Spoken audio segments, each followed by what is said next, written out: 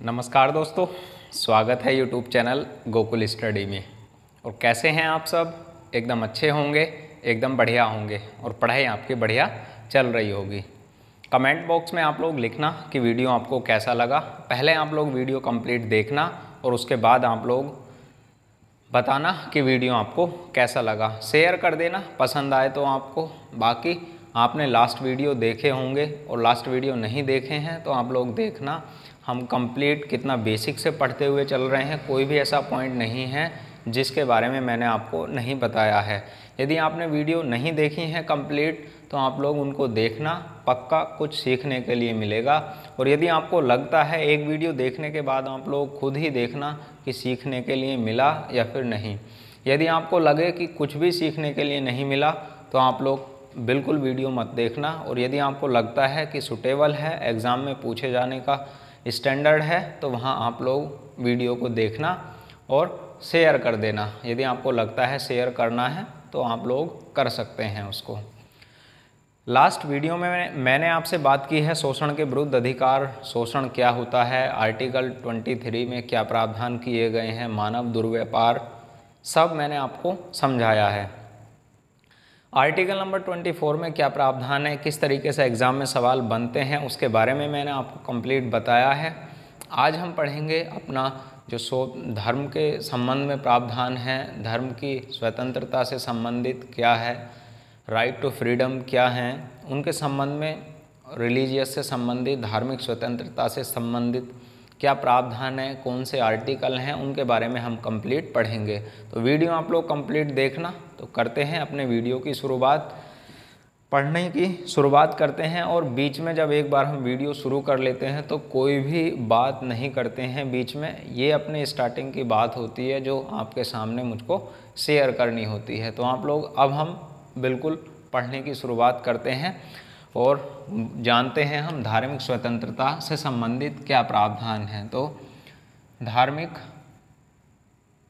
धार्मिक स्वतंत्रता का अधिकार, स्वतंत्रता का अधिकार। यदि मैं बात करूं, यहाँ पर मैंने आपको लिखवाए भी हैं स्टार्टिंग में जब मूल अधिकार बताए थे किस आर्टिकल से किस आर्टिकल में है।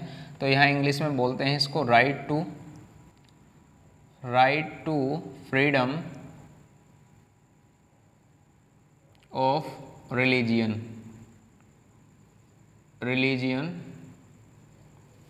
और कौन से आर्टिकल में प्रावधान किया गया है या इसके अंदर कौन से आर्टिकलों को हमें पढ़ना है। 25 से 28 यानी 25 से 28 तक के आर्टिकल का प्रावधान कहाँ पर किया गया है, धार्मिक स्वतंत्रता में किया गया है। अब हम बात करते हैं धार्मिक स्वतंत्रता का मतलब क्या होता है।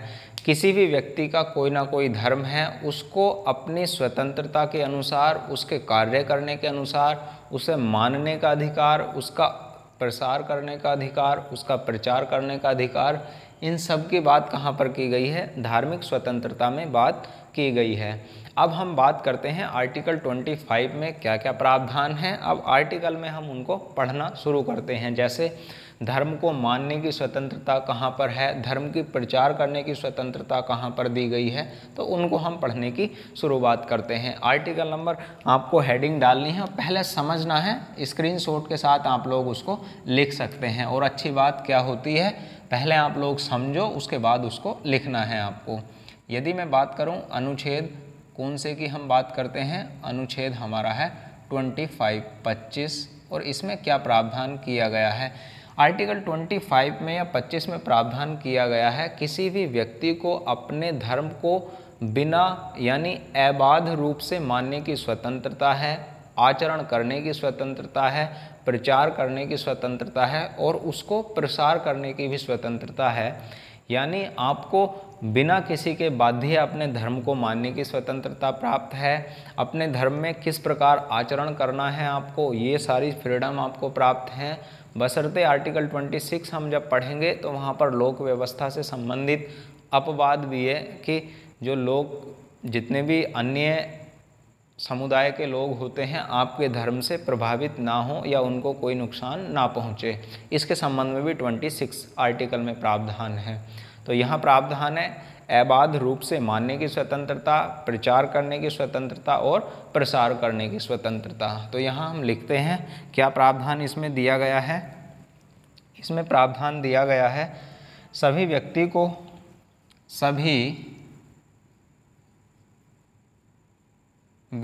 को अंतःकरण की स्वतंत्रता, अंतःकरण की स्वतंत्रता तथा धर्म को अबाध रूप से मानने की स्वतंत्रता, उसका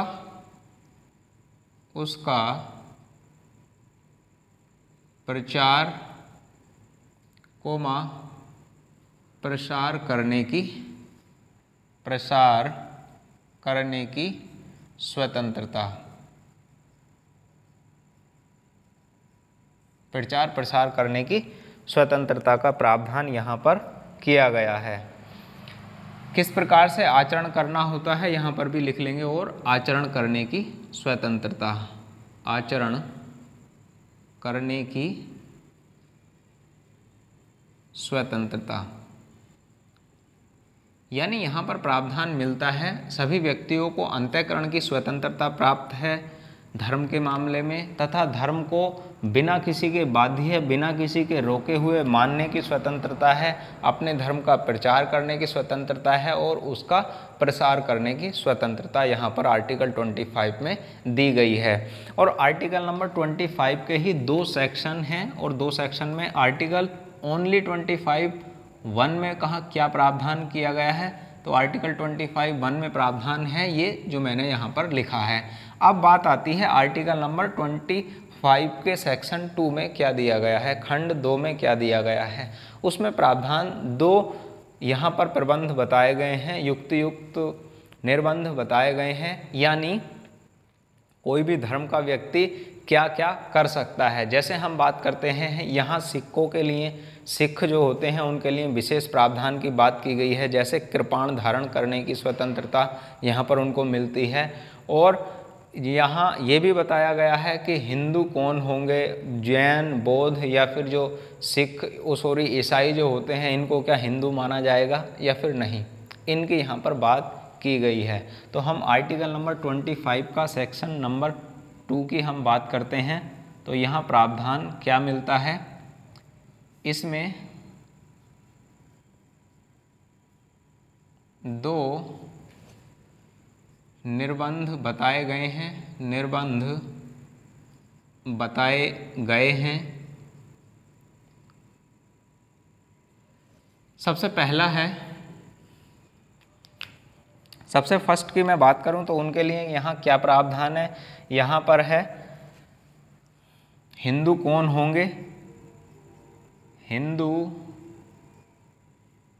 सिख, हिंदू कौन होंगे। पहले हम बात करते हैं किसके संबंध में, सबसे पहला प्रावधान है सिखों के कृपाण धारण करने की स्वतंत्रता, कृपाण धारण करने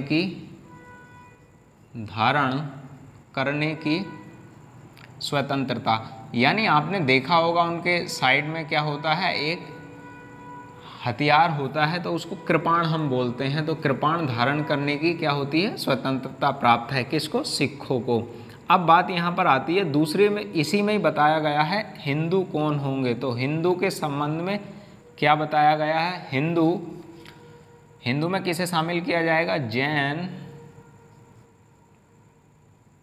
बौद्ध,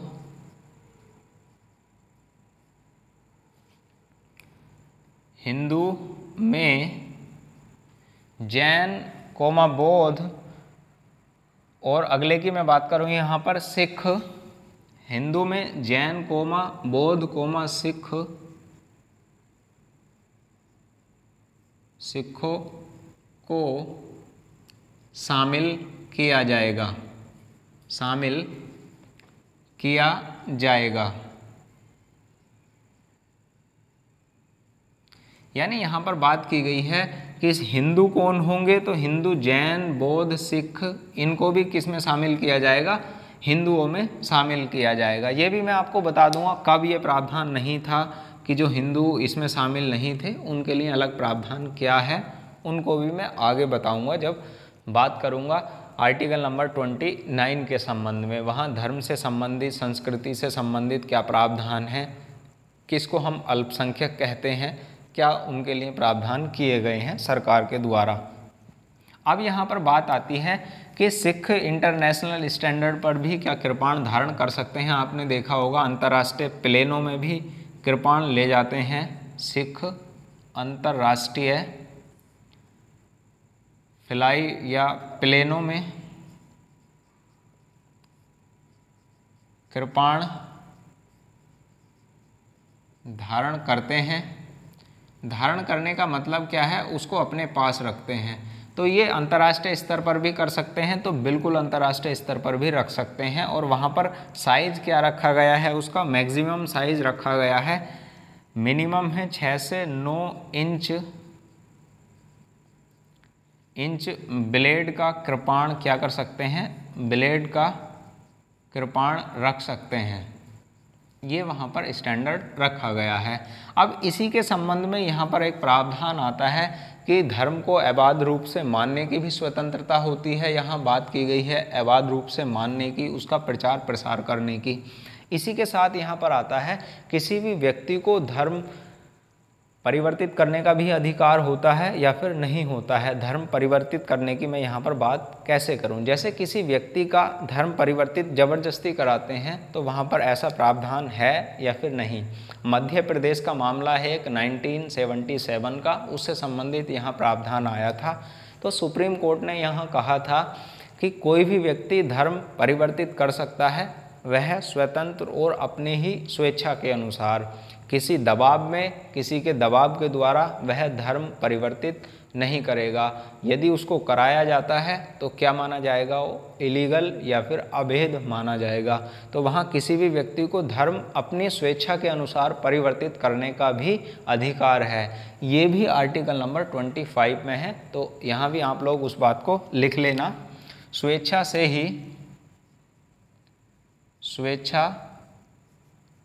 ही धर्म परिवर्तित करने का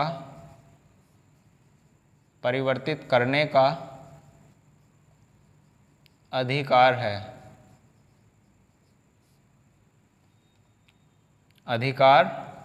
है।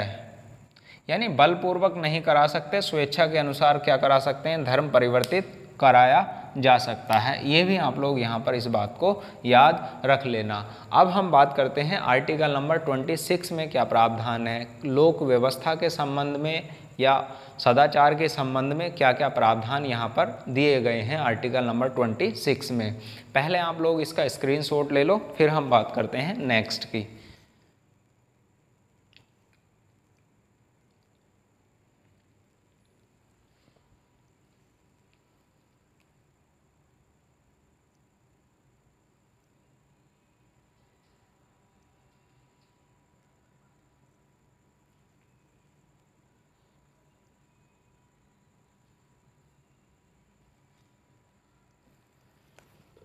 लिया होगा आपने स्क्रीनशॉट और नज़र तो आ रहा है ना सर, ये इधर वाला भी तो मैंने बोल ही दिया है, स्वेच्छा से ही धर्म परिवर्तित करने का अधिकार।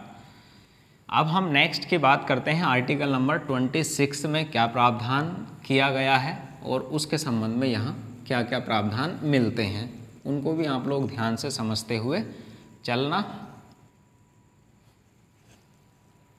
यहाँ हम किसकी बात करते हैं, आर्टिकल नंबर 26।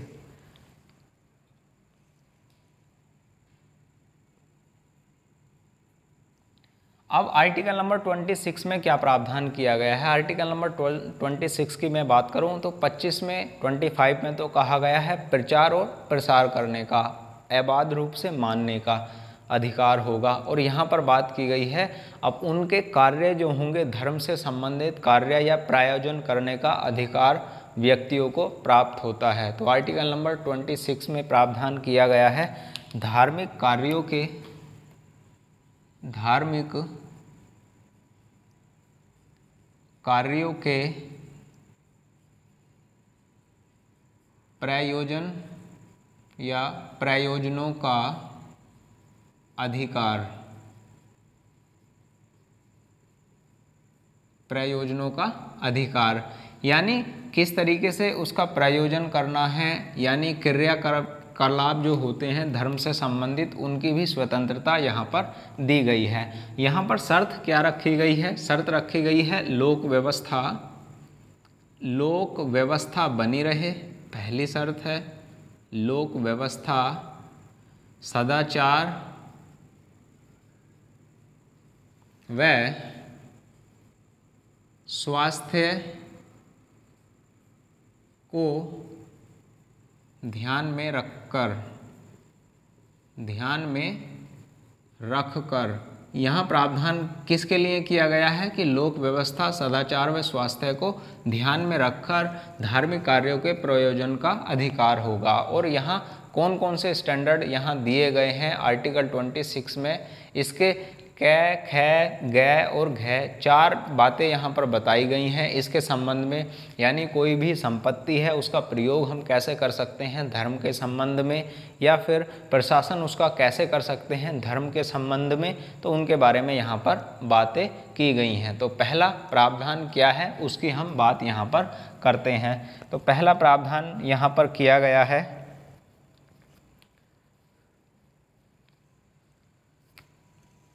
यहाँ पहला प्रावधान मिलता है धार्मिक कार्यों का प्रयोजन करने का अधिकार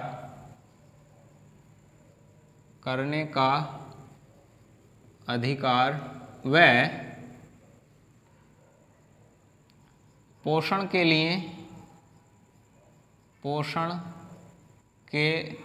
लिए संस्थाओं की स्थापना का अधिकार, संस्थाओं की स्थापना का अधिकार।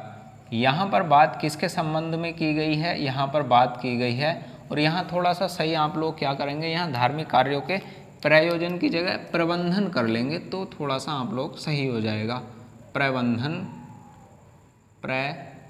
प्रबंधन का अधिकार, धार्मिक कार्यों का प्रयोजन करने का अधिकार व पोषण के लिए संस्थाओं की स्थापना करने का अधिकार है। जैसे सिखों की मैं बात करता हूँ, जो गुरुद्वारे होते हैं वहाँ पर लंगर की व्यवस्था की जाती है, तो खाने की व्यवस्था या पोषण के लिए संस्थाओं की स्थापना करने का पूर्णतः अधिकार यहाँ पर आर्टिकल 26 में किया गया है। अब हम बात करते हैं और दूसरा यहाँ पर प्रावधान क्या मिलता है, सेकंड,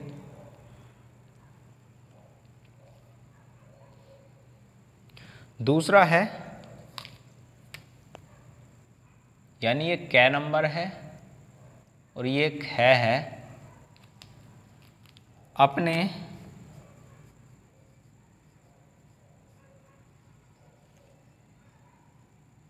धर्म विषयक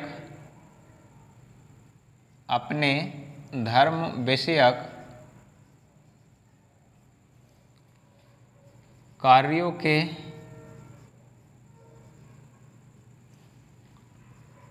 प्रयोजन का अधिकार। अलग अलग धर्म के लोग हैं उनके लिए यहाँ टोटल की बात की गई है, यहाँ है अपने विशेष धर्म की बात। अपना जो भी उसका धर्म होगा उसका प्रयोजन करने का अधिकार यहाँ प्राप्त उसको पूर्णतः है। अब बात यहाँ पर करते हैं सी या ग नंबर में प्रावधान क्या किया गया है, जितनी भी जंगम या चल और जिनको अचल संपत्ति बोलते हैं उनका प्रयोग करने का अधिकार यहाँ पर धर्म के संबंध में दिया गया है। तो यहाँ हम बात करते हैं जंगम शब्द का यहाँ पर प्रयोग किया गया है, जो अस्थिर के लिए आता है और उसके लिए है जंगम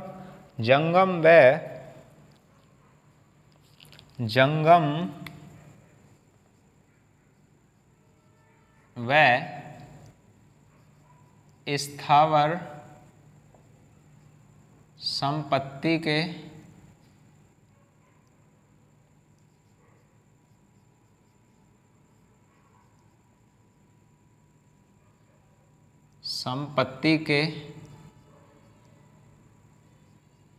प्रयोजन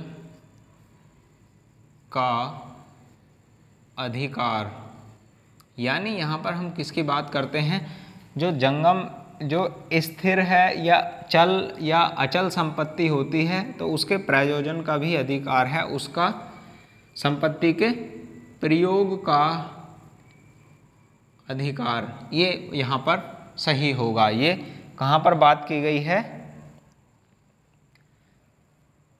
ग नंबर में बात की गई है। और अगले की मैं बात करूं, घ नंबर में क्या प्रावधान यहां पर देखने के लिए मिलता है।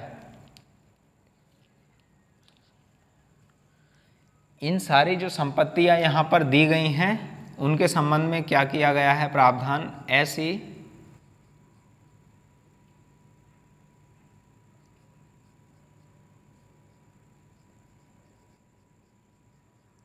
संपत्ति का,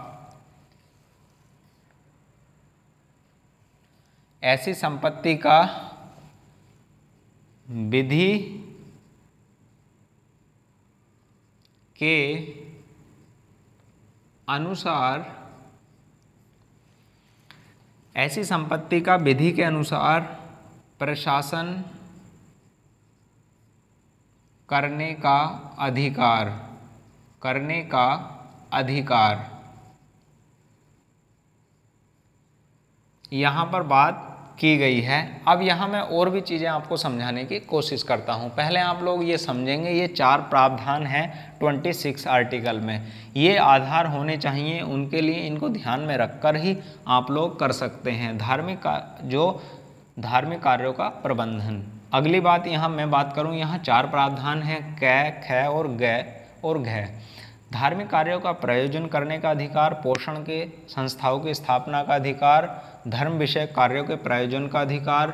और यहाँ पर हम धर्म विषयक कार्यों के प्रयोजन के अधिकार के संबंध में हम यहाँ पर बात करते हैं किसकी, सबरीमाला मंदिर के संबंध में, जिसकी आर्टिकल 290 यहाँ हम बात करते हैं, आर्टिकल 290 290A में प्रावधान है। इसमें प्रावधान क्या किया गया था, सबरीमाला से संबंधित। यहाँ मैं आपको बताने की थोड़ी सी कोशिश करता हूँ, सबरीमाला से संबंधित क्या प्रावधान था।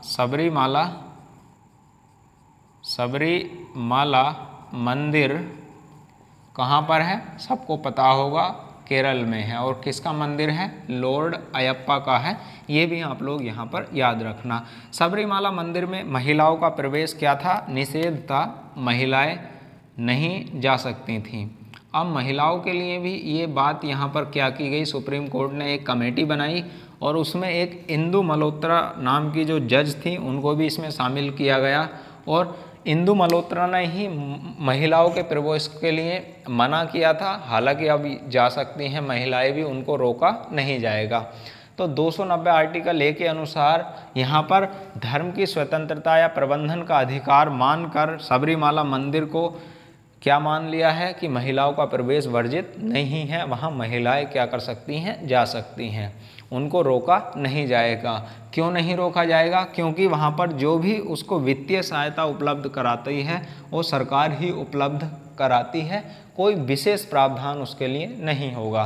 तो यहाँ धर्म आधारित आधार मान रखा था कि महिलाओं का प्रवेश वर्जित नहीं है, पर सुप्रीम कोर्ट ने इस बैन को क्या कर दिया है, हटा दिया है और सबरीमाला मंदिर में महिलाओं का प्रवेश क्या कर दिया है, शुरू कर दिया है, महिलाएं जा सकती हैं। और यह प्रावधान जोड़ा कहाँ है, आर्टिकल नंबर 290 का ए में इसको जोड़ दिया गया है, जोड़ा है, उसके लिए आप लोग ध्यान रख लेना। अब हम बात करते हैं नेक्स्ट आर्टिकल नंबर 26 की, जो और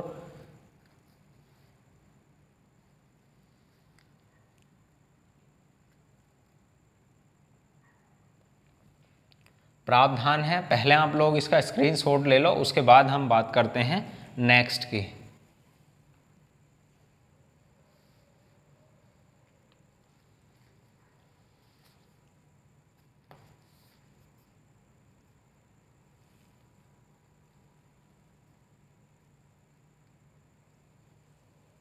लिया होगा आपने स्क्रीनशॉट।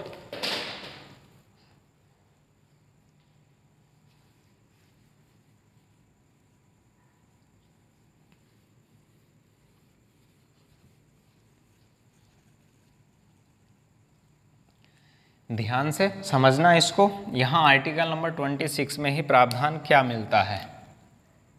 आर्टिकल 26 में ही प्रावधान क्या मिलता है। अब यहाँ बात की जाती है जो ये अधिकार होते हैं धर्म के, जो प्रयोजन करने के अधिकार हैं, ये किसी व्यक्ति विशेष को प्राप्त होते हैं या फिर किसी धार्मिक संप्रदाय को प्राप्त होते हैं। तो ये किसी व्यक्ति विशेष को प्राप्त नहीं होते हैं, ये धार्मिक संप्रदाय को प्राप्त होते हैं। जो एक समुदाय बना हुआ है, कम्युनिटी बनी हुई है, उसको ये प्राप्त यहाँ पर होते हैं। जो हमारे अधिकार किसके संबंध में हैं, जो धर्म के प्रयोजन से संबंधित हैं। तो यहाँ हम किसकी बात करते हैं, जो धार्मिक संप्रदाय हैं, धार्मिक संप्रदाय, धार्मिक संप्रदाय जो धर्म के कार्य प्रबंधन के लिए हैं, यानी यहाँ पर बात करते हैं हम धार्मिक संप्रदाय की। तो धार्मिक संप्रदाय को प्राप्त होते हैं ये कार्य या फिर नहीं। तो ये व्यक्ति को प्राप्त नहीं होते हैं, ये किसको प्राप्त होते हैं, धार्मिक एक संप्रदाय को प्राप्त होते हैं। जो समुदाय होता है उसको प्राप्त होते हैं। धार्मिक समुदाय की बात यहाँ पर कर लें, संप्रदाय तो थोड़ा सा शब्द लगेगा यहाँ अलग, समुदाय, धार्मिक समुदाय। जैसे हम बात करते हैं किसके संबंध में, हम बात कर लेते हैं ओडिशा में रथ यात्रा निकलती है, ओडिशा में रथ यात्रा निकलती है। तो वहाँ पर जो ओडिशा की रथ यात्रा होती है तो वहाँ धार्मिक संप्रदाय है एक विशेष। तो वहाँ पर कौन करता है, धार्मिक संप्रदाय समुदाय ही क्या करता है, उसका प्रबंधन करता है। तो ये भी आप लोग वहाँ पर याद रखना, कोई एक व्यक्ति विशेष नहीं करता। अब यहाँ बात हम करें कौन होगा जो धार्मिक समुदाय है या धार्मिक संप्रदाय होगा कौन। तो धार्मिक संप्रदाय की यहाँ पर बात की गई है। पहली कंडीशन क्या बताया है, सुप्रीम कोर्ट ने यहाँ पर केस आया था एक, और उसमें बताया था कि धार्मिक संप्रदाय कौन होगा। और केस की यहाँ पर बात की जाए तो 1982 का केस है, 1982 का केस है एक, 1982 के केस में। और कौन किसका है ये, एसपी मित्तल बनाम भारत संघ का मामला है, ये भारत संघ का मामला है। और उसमें सुप्रीम कोर्ट ने क्या प्रावधान यहाँ पर दिए 1982 के मामले में। सबसे पहला प्रावधान यहाँ पर बताया कि धार्मिक संप्रदाय होगा कौन। तो ऐसा संप्रदाय जिसके प्रति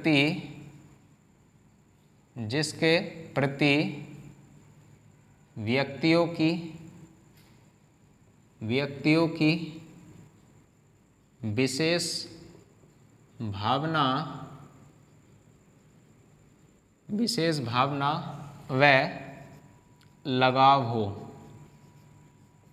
ऐसा संप्रदाय जिसके प्रति व्यक्तियों की विशेष भावना व लगाव होना ही चाहिए उसका।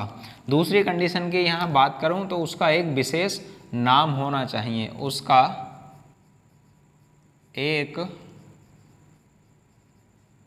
विशेष नाम होना चाहिए। ये भी यहाँ पर बात देखने के लिए मिलती है कि उसका नाम भी क्या होना चाहिए, विशेष ही नाम होना चाहिए। और अगले की यहाँ पर बात की जाए और क्या प्रावधान है, उसका संगठनात्मक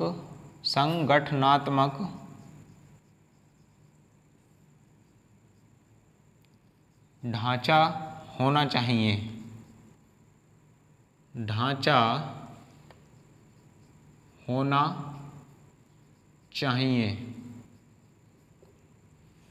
व्यक्ति की क्या हो, विशेष भावना हो और लगाव भी हो, और उसके बाद क्या हो, उसका एक विशेष नाम हो और उसका संगठनात्मक एक ढांचा भी होना चाहिए। उसको हम क्या बोलेंगे, धार्मिक संप्रदाय की हम संज्ञा देंगे, धार्मिक समुदाय की संज्ञा यहाँ पर दी जाएगी। ये आप लोग बात याद यहाँ पर रखना। ये समुदाय को प्राप्त होते हैं जो मैंने आपको पिछले लिखवाए हैं कि ये अधिकार करने का जो प्रशासन करने का अधिकार है, संपत्ति का विधि के अनुसार है, जंगम व स्थावर संपत्ति के प्रयोजन का अधिकार है। तो वहाँ किसको प्राप्त हैं ये अधिकार? ये प्राप्त हैं धार्मिक समुदाय को। और धार्मिक समुदाय होगा कौन? उसके पास ये कंडीशन होनी चाहिए। अब हम बात करते हैं आर्टिकल 27 की, वहाँ पर क्या प्रावधान देखने के लिए मिलता है। पहले आप लोग इसका स्क्रीनशॉट लो, फिर उसके बाद हम बात करते हैं नेक्स्ट आर्टिकल नंबर 27 में क्या प्रावधान किया गया है। आर्टिकल नंबर 27 कोई बड़ा या वो नहीं है, तो उसको आप लोग ध्यान से समझना, बहुत अच्छा है, नॉर्मल एग्जाम में पूछ लिया जाता है, समझते हुए आप लोग चलना इसको।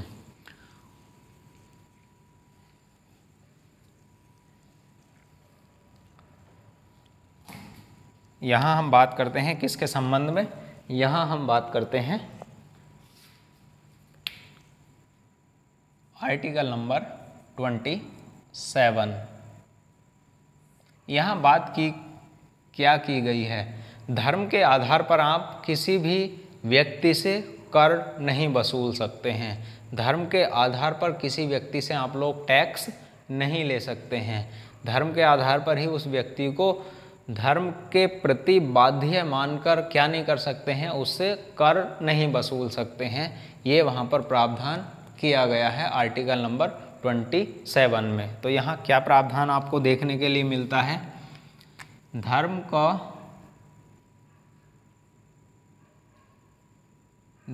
के आधार पर किसी भी व्यक्ति से कर नहीं वसूला जाएगा। यहाँ पर इसको समझो पहले आप लोग, ये धर्म के आधार पर कर वसूलने का मतलब क्या है। जैसे कोई एक मंदिर बना हुआ है, हरिद्वार में आप लोग जब जाते हो तो वहाँ मंदिर बने हुए हैं अलग अलग। अब मंदिर में आप लोग जब जाते हो तो वहाँ पर आपको कर नहीं देना होगा।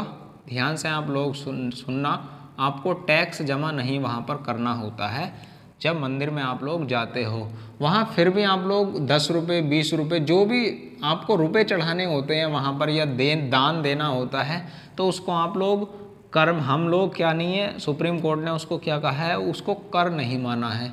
उसको क्या माना है? जैसे आप लोग दान तो देते हो वहाँ पर, और टैक्स के रूप में या कर के रूप में नहीं देते, वहाँ किसके रूप में देते हो, उसको हम बोलते हैं वैसे फीस। फीस के तौर पर क्या है, फी के तौर पर उसको क्या करेंगे, फीस के तौर पर देते हैं, या उसको हम मान कर चलते हैं। जैसे हम खुद भी, आप लोग देखा होगा आपने, किसी व्यक्ति से कर तो वसूलेंगे नहीं, पर किसी भी मंदिर में आपने देखा होगा पे करने होते हैं रुपए जाने के लिए, तो वहाँ पर है उसकी सुविधा या फिर जो व्यवस्था उन्होंने बनाई है उसका हम क्या करते हैं, फ़ी पे करते हैं उसमें घूमने के लिए, जो भी हम देखना चाहते हैं। तो वहाँ पर क्या प्रावधान है, फ़ी का प्रावधान है, फीस का प्रावधान किया गया है, कर का प्रावधान नहीं किया गया है। आर्टिकल नंबर 27 में ये प्रावधान बताया है कि किसी भी व्यक्ति से कर नहीं वसूला जाएगा, जबकि क्या ली जा सकती है, उससे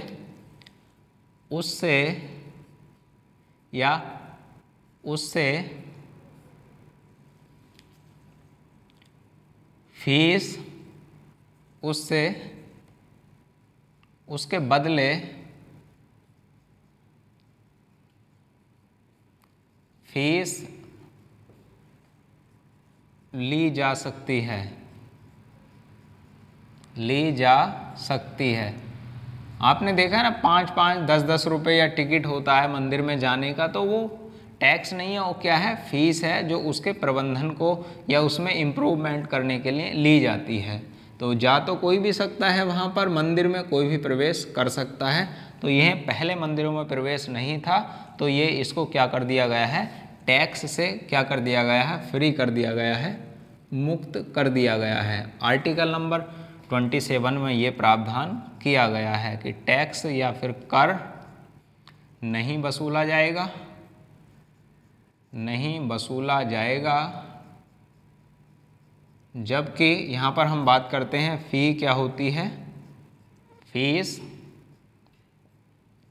ली जा सकती है, ली जा सकती है। ये भी आप लोग यहाँ याद रखना। ये प्रावधान आर्टिकल नंबर 27 में देखने के लिए आपको मिलता है। स्क्रीनशॉट आप लोग लो, उसके बाद हम बात करते हैं नेक्स्ट क्या प्रावधान आर्टिकल नंबर 28 में किया गया है। अच्छे से और ध्यान से आप लोग समझना।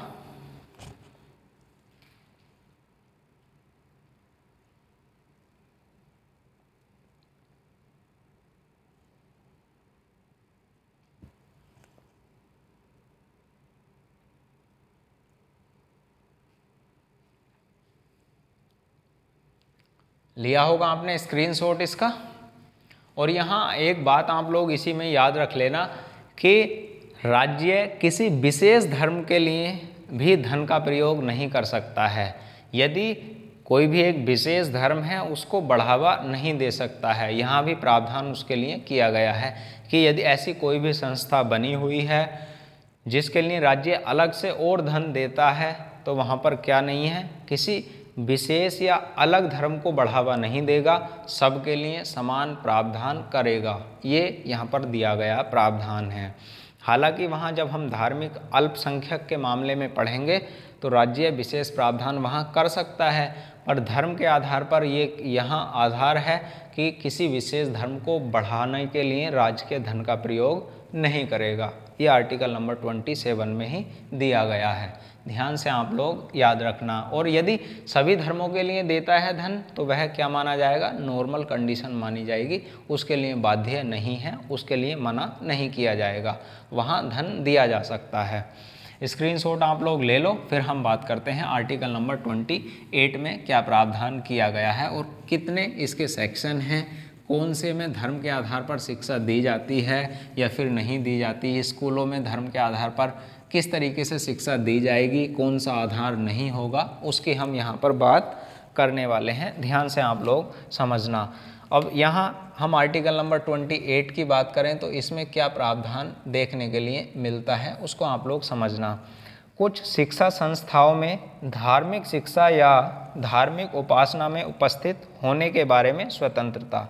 तो क्या प्रावधान लिखा हुआ है यहाँ, कुछ शिक्षा संस्थाओं में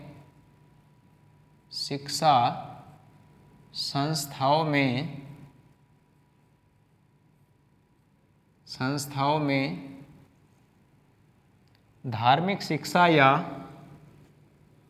धार्मिक शिक्षा या धार्मिक शिक्षा या धार्मिक उपासना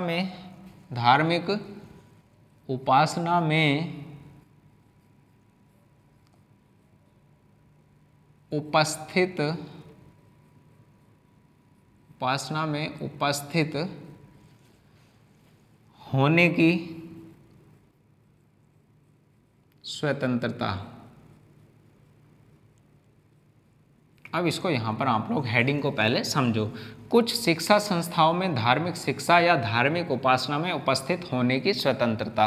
अब यहाँ 3 प्रावधान यहाँ पर किए गए हैं, अलग अलग 3 प्रावधान यहाँ देखने के लिए मिलते हैं आर्टिकल नंबर 28 में ही।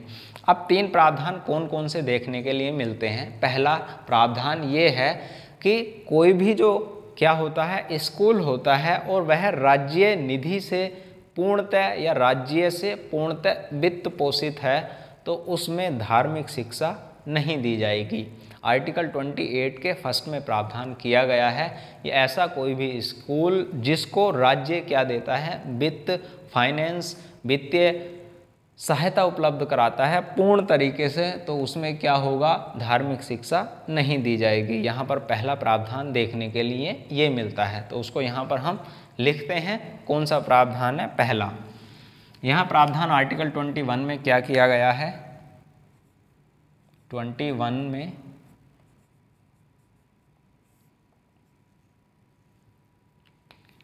राज्य निधि से पूर्णतः पोषित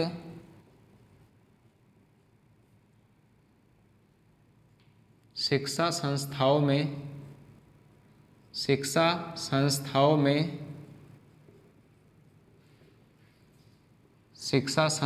में धार्मिक शिक्षा का प्रावधान नहीं किया जाएगा,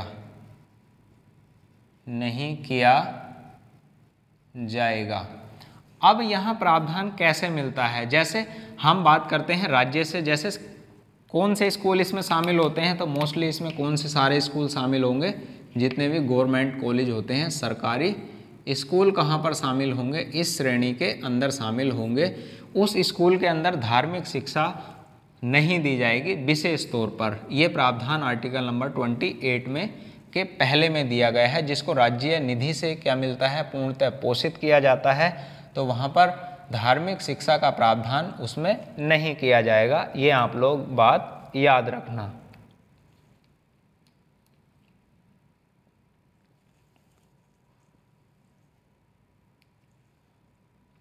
अब बात करते हैं आर्टिकल नंबर 28 के सेकंड में क्या प्रावधान किया गया है। आर्टिकल 28 के सेकंड में क्या प्रावधान यहाँ पर किया गया है। अब ऐसी कोई भी बात उन संस्थाओं पर लागू नहीं होगी, ध्यान से आप लोग समझना इस बात को। ऐसी कोई भी बात उन संस्थाओं पर लागू नहीं होगी जो विशेष समुदाय के लिए या धार्मिक शिक्षा देने के लिए ही बनी हैं। उनमें क्या किया जा सकता है, धार्मिक शिक्षा दी जा सकती है। ध्यान से समझना इस बात को। खंड 1 की ऐसी कोई बात उन शिक्षा संस्थाओं पर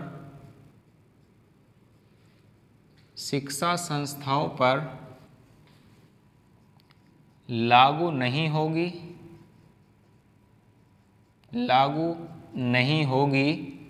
जो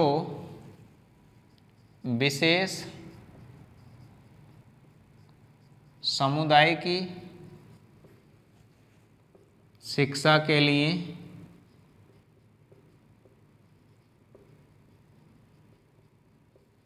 बनी है, जो विशेष समुदाय की शिक्षा के लिए बनी है, चाहे उनको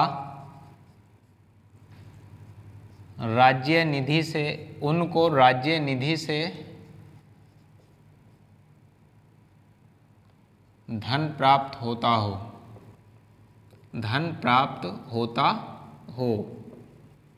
ये आप लोग यहाँ पर बात याद रखना कि खंड को एक की कोई भी ऐसी बात उन शिक्षा संस्थाओं पर लागू नहीं होगी जो विशेष संप्रदाय या समुदाय के लिए बनी है, तो वहाँ पर उनके लिए क्या नहीं होगा, चाहे उनका राज्य निधि से धन उनको प्राप्त होता हो। तो ये भी आप लोग यहाँ पर बात रखना याद। अब है आर्टिकल नंबर 28 का थर्ड, और उसमें क्या प्रावधान यहाँ पर देखने के लिए मिलता है, उसको भी आप लोग यहाँ पर बात रखना क्या है उसके अंदर, उसको बात को भी आप लोग याद यहाँ पर रखना। यदि मैं बात करूँ क्या प्रावधान यहाँ आर्टिकल 28 या थर्ड में क्या प्रावधान किया गया है, यहाँ प्रावधान किया गया है यदि राज्य निधि से ही पूर्णतः पोषित है वह कोई भी शिक्षा संस्था, तो उसमें जो भी विद्यार्थी पढ़ने वाला है और कैसा है, वह अवयस्क है, क्या है, अनएडल्ट है, अवयस्क है, तो उसके लिए क्या प्रावधान यहाँ पर किया गया है, उसको धार्मिक शिक्षा में भाग लेने के लिए या फिर उपासना के लिए बाध्य नहीं किया जाएगा। तो यहाँ पर ऐसी कोई भी शिक्षा संस्था, चाहे उसको राज्य से धन प्राप्त होता हो और धर्म के आधार पर किसी भी व्यक्ति को जो अवयस्क है, बच्चा है, तो उसको बाध्य नहीं किया जाएगा धार्मिक शिक्षा में शामिल होने के लिए या फिर धार्मिक उपासना में शामिल होने के लिए। उसको क्या नहीं किया जाएगा, बाध्य नहीं किया जाएगा। ये यहाँ पर देखने के लिए आपको मिलता है। यहाँ याद रखना क्या प्रावधान मिलता है, राज्य द्वारा मान्यता प्राप्त, राज्य द्वारा मान्यता प्राप्त संस्थाओं में धार्मिक शिक्षा के लिए किसी भी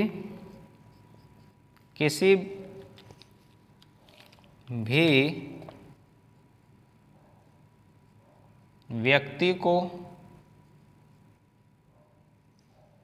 धार्मिक शिक्षा के लिए किसी व्यक्ति को धार्मिक उपासना में शामिल होने के लिए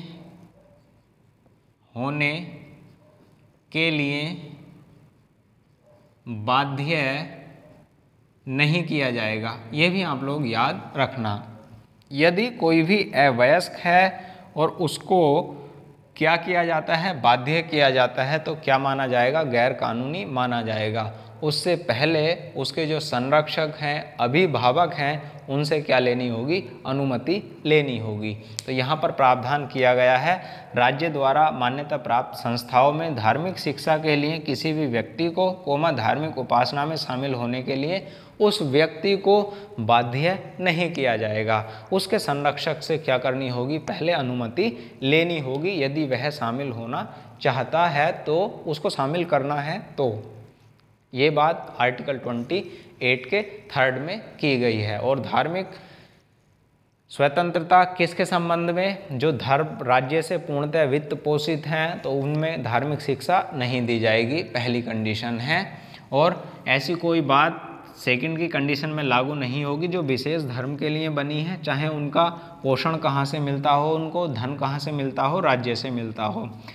राज्य द्वारा मान्यता प्राप्त संस्थाओं में धार्मिक शिक्षा के लिए किसी व्यक्ति को बाध्य नहीं किया जाएगा, उपासना के लिए भी बाध्य नहीं किया जाएगा।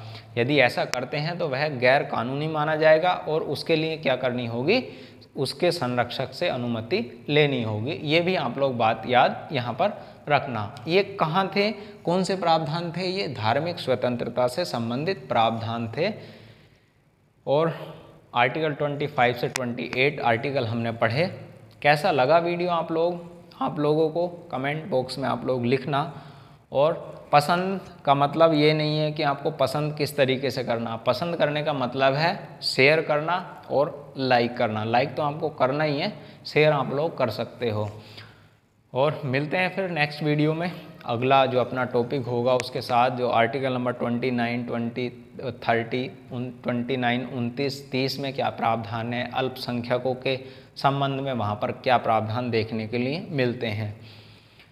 शेयर कर देना वीडियो को आप लोग चाहो तो। Thank you, all the best. मिलते हैं नेक्स्ट वीडियो में। और आपने देखा होगा हम कोई भी एक्स्ट्रा बात नहीं करते पढ़ते हुए। Thank you. स्क्रीनशॉट आप लोग इसका ले सकते हैं।